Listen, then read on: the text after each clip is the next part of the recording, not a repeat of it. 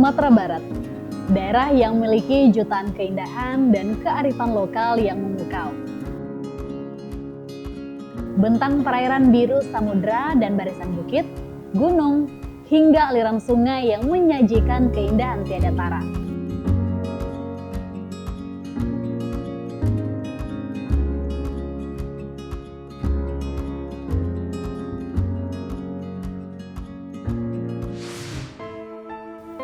Tapi, di balik keindahan terdapat ancaman yang luar biasa yang mampu meluluhlantahkan nagari nan elok itu.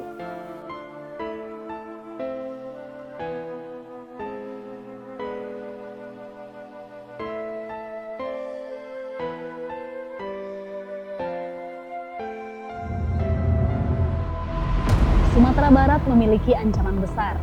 Tercatat telah terjadi sebanyak 8 gempa bumi yang dirasakan masyarakat, 419 longsor dan bencana lainnya yang telah terjadi di Sumatera Barat dalam rentang waktu 2017 hingga tahun 2019.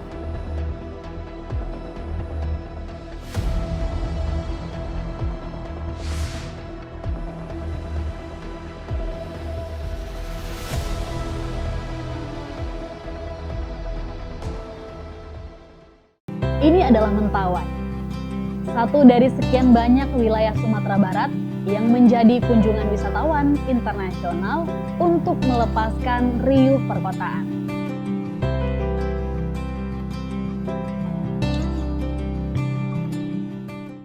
Mentawai memiliki ancaman besar yang berdampak terhadap luluh lantahnya daerah di sepanjang perairan Sumatera bagian barat. Sumatera Barat memang dikenal dengan ragam bencana. Malah orang mengatakan Sumatera Barat ini eskalasi bencana. Sumatera Barat bisa dikatakan daerah yang paling banyak memiliki potensi bencana alam. Karena hampir semua ancaman bencana ada di Sumatera Barat. Baik bencana alam geologis maupun bencana alam hidrometeorologis. Tidak salah rasanya orang menjuluki Sumatera Barat sebagai daerah etalase bencana.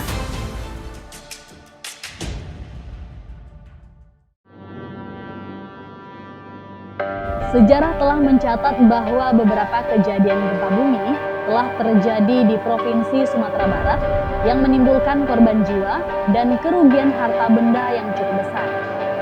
Di antaranya yang terakhir adalah gempa bumi yang terjadi pada tanggal 30 September 2009. Dengan pusat gempa berada di perairan barat laut yang menimbulkan korban jiwa lebih dari 1.000 orang.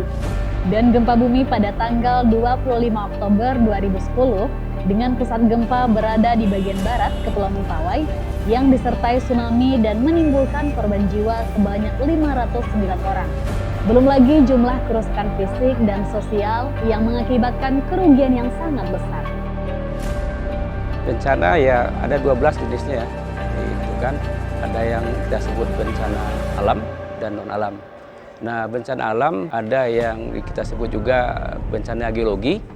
Ini adalah gempa, lalu longsor, lalu tsunami ini digolongkan juga bencana geologi. Ya, itu alam ya. Tapi kan gempa, tsunami kita tidak bisa prediksi. Yang bencana alam lain banjir. Nah, banjir sebenarnya kita bisa prediksi. Ya, bisa kita prediksi dari awal karena banjir ini disebabkan tingginya curah hujan. Ketika musim panas yang berlangsung lebih lama, semua air-air yang ada di permukaan, bahkan ada di bawah pohon, akan naik menjadi evaporasi, termasuk air laut. Ketika musim panas, kering, hujan sedikit saja, dia menjadi porositasnya tinggi. Ketika proses tinggi, maka terjadilah longsor. Terjadilah galodo yang istilah kita. Nah, di mana lokasi peluang-peluangnya itu? Banyak sekali. Di 50 kota sudah sering terjadi itu. Lalu di Solo, Kabupaten Solo, Solo Selatan, itu potensi sekali bencana banjir dan longsor.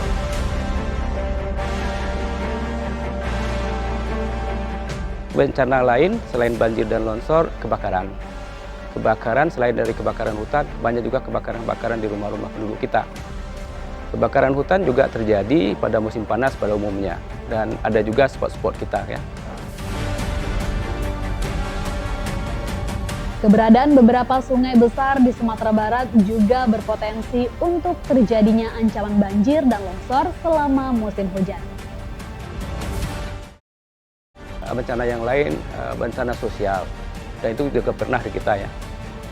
Ada konflik sosial, dan itu juga banyak pemicunya gitu.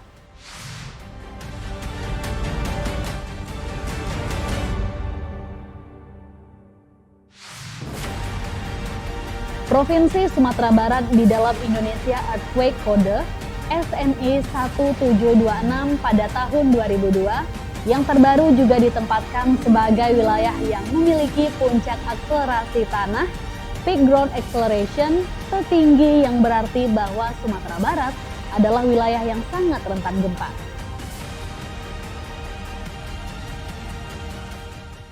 Kalau kita teruskan dengan sumber-sumber gempa yang ada di Sumatera Barat, ya,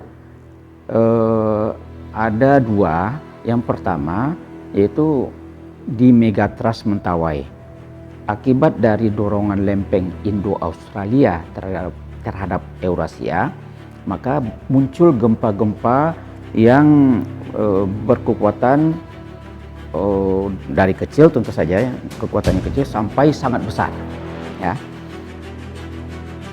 Dan itu berada di dua segmen. Jadi Megatrust Mentawai itu adalah hasil dari tumbukan lempeng Indo-Australia terhadap Eurasia, ya. Megatrust Mentawai kemudian ada dua segmen, yaitu segmen Siberut dan segmen Sipora-Pagai, ya.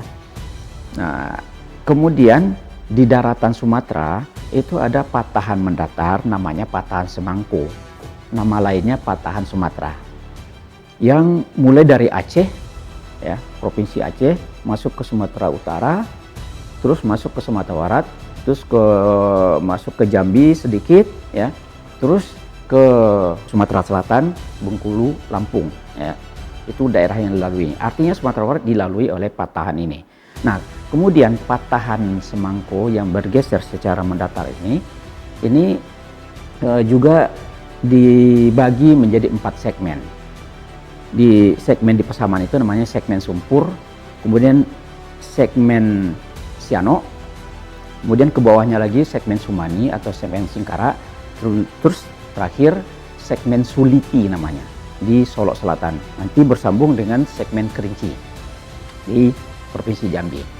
Nah, jadi Sumatera Barat dari segi kegempaan ini, ya, di Sumatera itu paling tinggi hazardnya, itu paling tinggi potensi terdampaknya.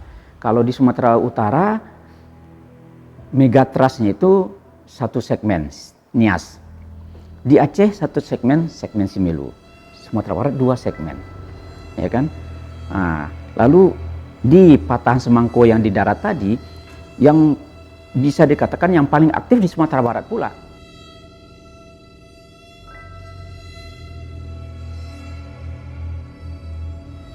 Ancaman bencana lain seperti angin puting beliung, epidemi, penyakit, dan konflik sosial juga sangat potensial terjadi di Provinsi Sumatera Barat.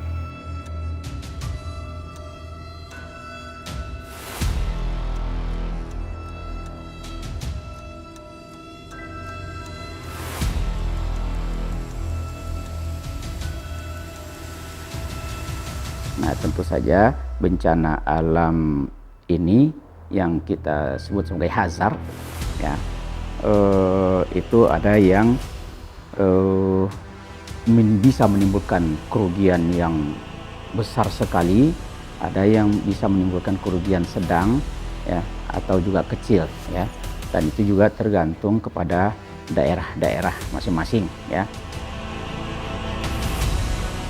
Perubahan iklim yang berdampak secara global juga berimplikasi pada wilayah Sumatera Barat, terutama mempengaruhi tingkat ancaman bencana yang terkait dengan hidrometeorologis, serta mempengaruhi tingkat kerentanan wilayah dan penduduk.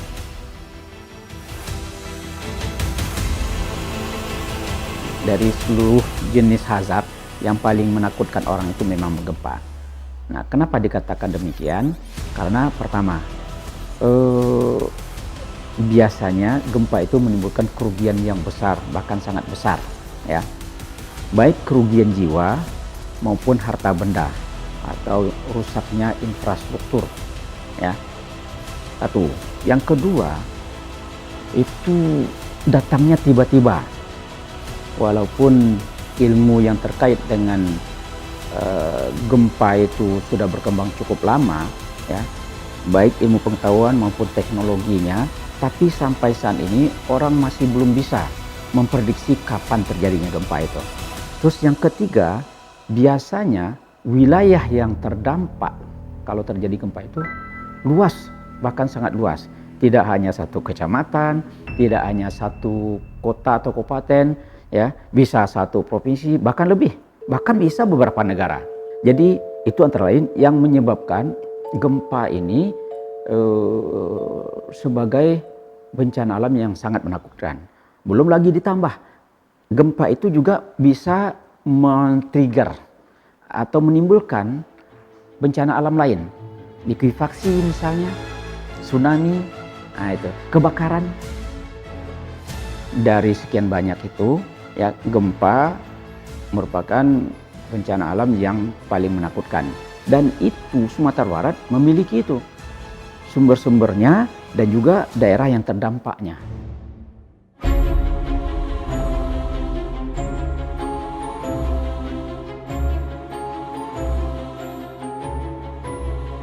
Sumatera Barat secara geografis itu di tepi pantai barat Sumatera.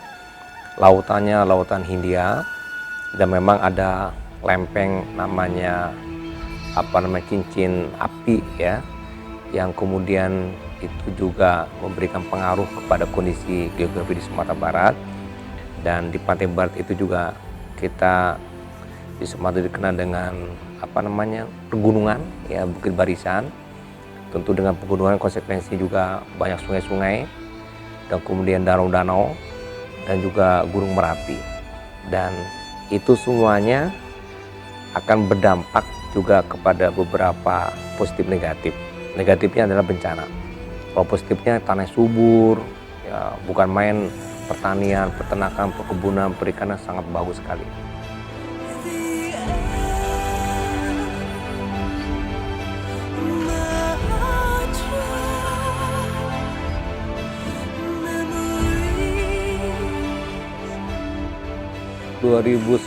Agustus saya dilantik, masih tanggap darurat atas gempa yang terjadi September 2009.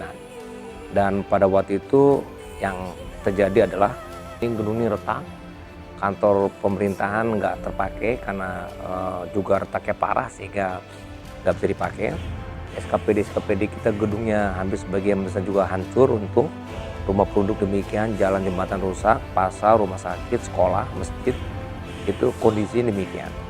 Nah, kalau rumah sendiri lebih dari hampir 300.000 rumah lebih itu rusak. Nah, tentu langkah pertama ya tanggap darurat, ya, yang meninggal dikubur, yang korban-korban sakit dirawat di rumah sakit, kemudian yang fasilitas umum kita buat alternatifnya, jalan alternatif, jembatan alternatif, pasar juga alternatif, gedung yang runtuh juga dibuat alternatif buat bedeng-bedeng sementara. Nah, sambil itu jalan, nah langkah berikutnya adalah baru rehab rekon. Nah, rehab rekon ini yang kita bangun. Kalau rumah penduduk, ya kita bantu dengan rusak berat 15 juta, rusak sedang 10 juta, rusak ringan 5 juta. Dibantu. Ya, kalau jalan, jembatan kita bangun, sekolah pun kita bangun, ya kan, dengan dana dari APBN, APBD, provinsi, APBD kota kabupaten, dan juga bantuan dari luar. Nah, bertahap, dan itu makan waktu banyak.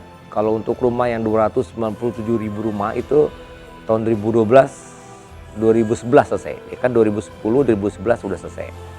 Nah, masuk 2012 itu gedung-gedung pemerintahan. Nah, sehingga saya tahun 2015 baru kantor gubernur. Kapolda juga hancur, Mapolda, kejaksaan juga banyak yang hancur-hancur, itu kita bertahap bangunnya.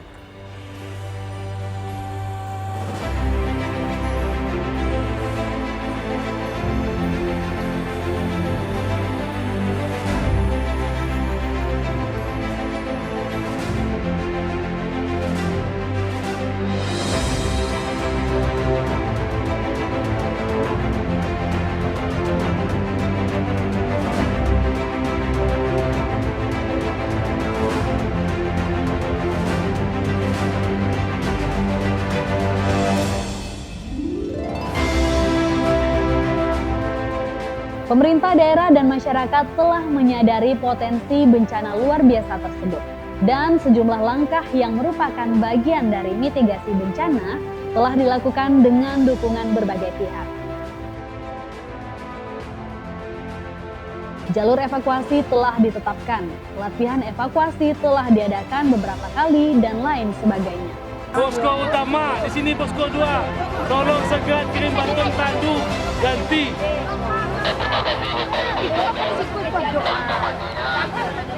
Nah, tentu langkah-langkah kita dalam langkah pengurangan risiko bencana, pertama kita tentu melakukan simulasi bencana. Yang kedua tentu melakukan pelatihan-pelatihan atau sosialisasi kepada masyarakat kita. Yang ketiga tentu melakukan edukasi. Kalau memang bencana itu terjadi, yang penting masyarakat kita jangan panik. Bencana boleh datang, tapi pengurangan risiko bencana dapat kita lakukan. Seperti kalau terjadi gempa, itu masyarakat kita tidak panik. Di mana kita bisa melakukan edukasi dan penyelamatan diri, terutama pada daerah-daerah wilayah pesisir, yang mana bangunan-bangunan kita yang berada pada wilayah pesisir, seperti perkantoran, sekolah, dan sebagainya, itu boleh dikatakan di atasnya ada shelter untuk tempat cari yang lebih aman. Jadi kita tidak perlu lagi panik, lari ke bypass dan sebagainya. Terkadang juga membuat kita tidak sampai ke sana, tapi sudah macet.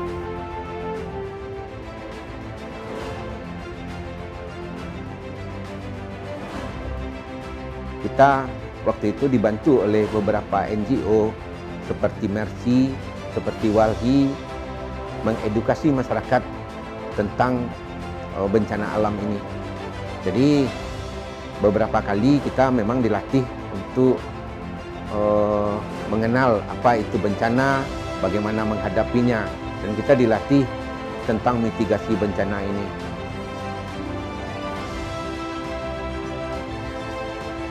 Kita mengedukasi masyarakat, pertama tidak panik, kemudian di rumah kita mengajak masyarakat untuk bermusyawarah dengan anggota keluarga.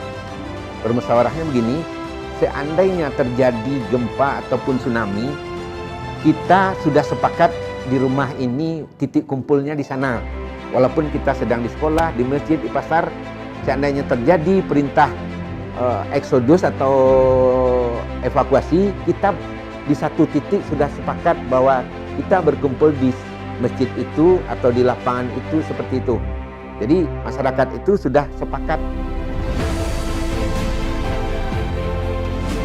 Tentu kita melakukan publikasi dulu ya, melalui media cetak, media elektronik, dan kita punya beberapa titik pusat tiang baliho, yang ini tiang baliho ini kita tempatkan pada daerah-daerah strategis yang mudah dilihat dan diakses oleh masyarakat, dan masyarakat mudah membacanya. Dan kita juga melakukan simulasi-simulasi kepada sekolah-sekolah, terutama mulai dari TK, SD, SMP, SMA, dan sampai ke perguruan tinggi.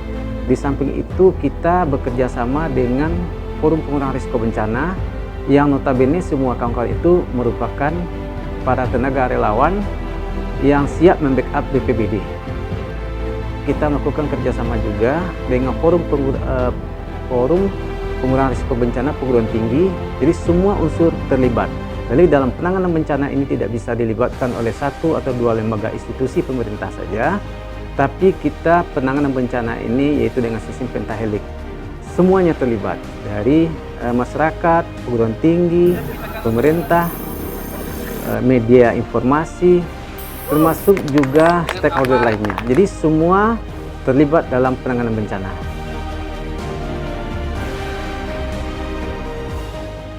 Kelompok siaga bencana ini kemudian kita latih setiap tahun.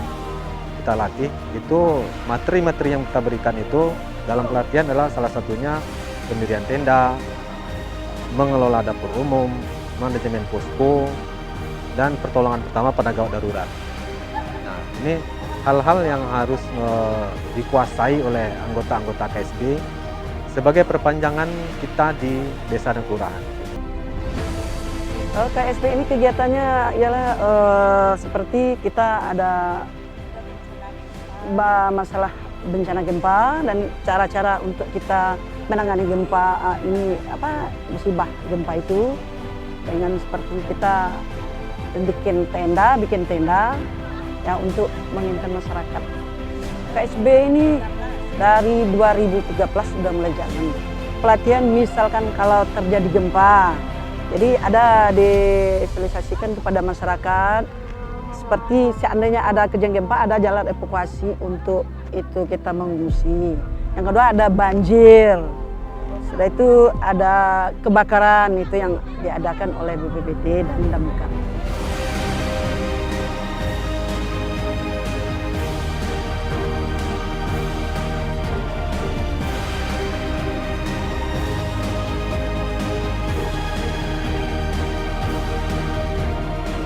Kalau kebijakan secara aturan kita buat perda, ya Perda nomor 5 tahun 2007 itu sudah ada, dan kemudian juga beberapa aturan-aturan yang dibuat lagi untuk mengatur bagaimana cara sikap kita di Sumatera Barat untuk menangani dan mengatasi bencana alam.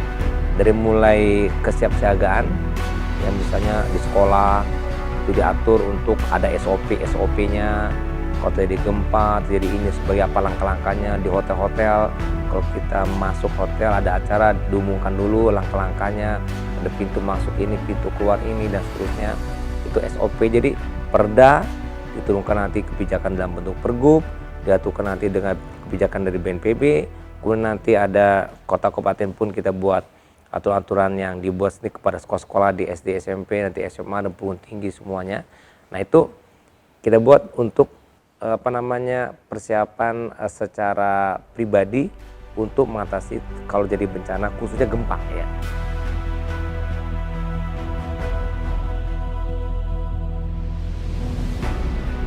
Kemudian kita juga mempersiapkan bahwa pembangunan ini menjadi satu kesatuan juga, menjadi pemikiran karena seringnya terjadi gempa di sini. Rata-rata pembangunan kita yang bertingkat itu adalah 9 skala Richter ke atas. Artinya konstruksi bangunan juga sudah dipersiapkan untuk tahan gempa. Itu juga perlu. Nah, jadi itu yang kita lakukan, sosialisasi sehingga masyarakat kita siap terhadap bencana, mereka sudah siaga, dan juga kita melakukan pelatihan terhadap siaga bencana, ada PMI, ada organisasi sosial masyarakat, ada ACT dan lain-lain. Pada saat itu ada pramuka, nah mereka kita semua dipersiapkan. Artinya baik dari segi sumber daya manusia maupun juga dari segi fisiknya, konstruksi bangunan sudah kita siapkan agar sesuatu terjadi bencana kita sudah siap. Selain bencana alam, Sumatera Barat juga mempersiapkan penanggulangan bencana non-alam seperti wabah COVID-19. Dalam upaya penanganannya, pemerintah Provinsi Sumatera Barat menetapkan status tanggap darurat wabah virus corona di Sumatera Barat. Status tanggap darurat corona bertujuan agar penanganan terhadap dampak-dampak corona dapat lebih ditingkatkan, serta mengantisipasi adanya dampak yang meluas akibat corona tersebut. Tentu dalam rangka penanganan COVID-19 yang memang sampai saat sekarang kan memang belum ada antivirusnya. Namun demikian beberapa langkah-langkah kebijakan sudah diambil oleh pusat, provinsi, kabupaten sampai ke kecamatan, sampai ke desa, termasuk juga terakhir adanya Perda nomor 6 2020 tentang adaptasi kebiasaan baru, yang mana kita harus melakukan langkah-langkah 3. Minimal 3, pertama pakai masker, yang kedua jaga jarak, yang ketiga cuci tangan, dan hindari kerumunan. Nah, tentu ketersediaan logistik ini memang tidak bisa dihindari. Kita BPBD sudah menyiapkan beberapa logistik, termasuk baju APD yang berkualitas, yang ini diperuntukkan untuk tenaga medis yang berhadapan langsung dengan pasien COVID. Sedangkan baju hazmat yang lokal atau buatan UMKM kita itu kita peruntukkan bagi tenaga non-medis, diantaranya untuk perbatasan, untuk tracing dan sebagainya. Dan ini tidak diperuntukkan untuk tenaga medis. Sedangkan untuk tenaga medis memang kita berikan yang berkualitas lebih bagus dan standar WHO.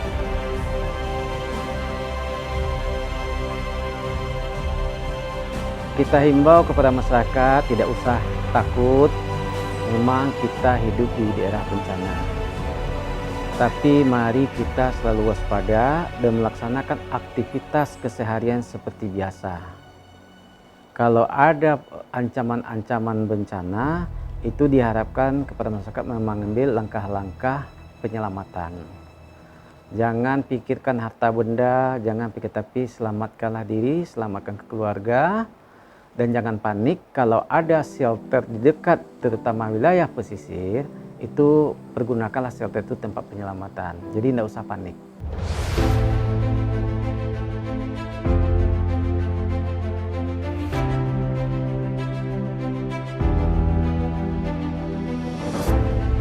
Kekuatan masyarakat kita adalah perlu kita bangun ke depan, ketangguhan bencana kita bangun ke depan, masyarakat siap siaga bencana, petugas siaga bencana, dan juga konstruksi bangunan yang kita buat juga sudah siap untuk antisipasi dari bencana. Saya rasa itu.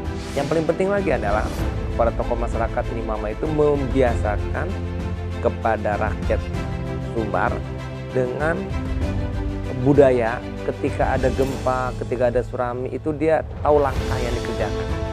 Sehingga otomatis dia melakukan sesuatu, lari keluar rumah, naik ke ketinggian sebaik. Jadi jangan nunggu dulu, jangan diam dulu. Nah itu berdampak nanti kepada korban. Jadi kebersamaan yang sangat dipentingkan.